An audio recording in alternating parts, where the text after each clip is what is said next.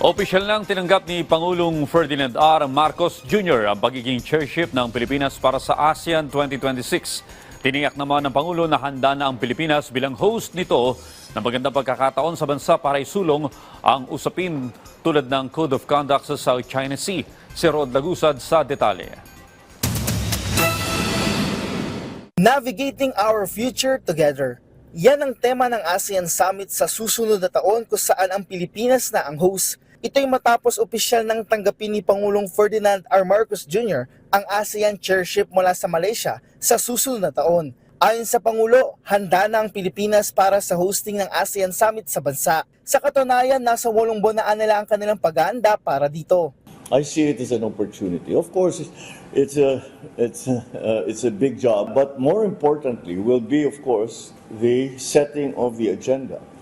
And that is the most important opportunity that's given us. That's the biggest chance, that's the biggest privilege that's being given by any chairship of a group such as ASEAN.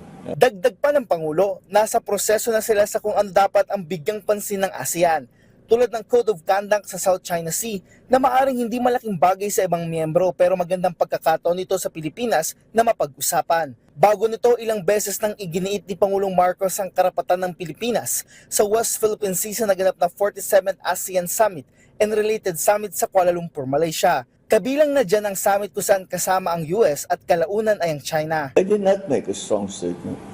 I just laid out the facts. And that is what we do.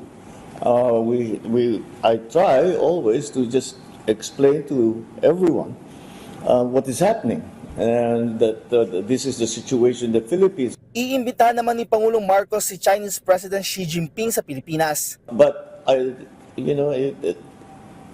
that would presume that we have made some serious progress in our talks with them, and so if we get to that point where President Xi will actually consider coming to the Philippines, it would mean that we have made significant progress. And that would be a great thing. That would be just a great thing. Ayon sa Pangulo, patuloy siya sa paghahanap ng paraan pagdating sa ugnayan ng Pilipinas at China. Lalo't bukod sa isyu ng teritoryo, may iba pa anyang maaaring mapag-usapan tulad sa sektor ng kalakalan. Rod Lagusad, para sa Pambansang TV sa Bagong Pilipinas.